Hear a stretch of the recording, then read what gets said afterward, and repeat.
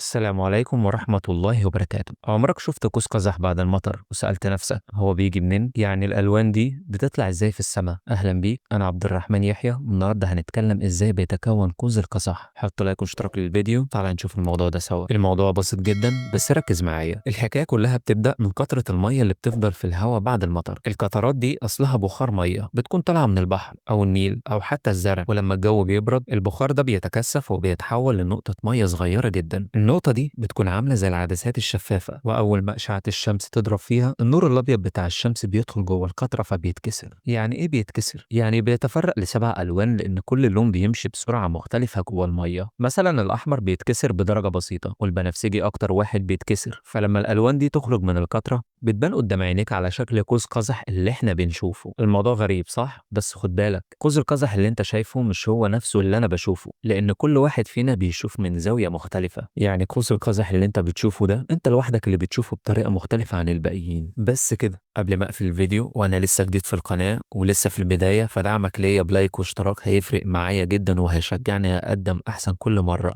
ولو في سؤال محيرك اكتبولي في الكومنتات وان شاء الله هعمل عليه فيديو. بس كده خلصنا، سلام.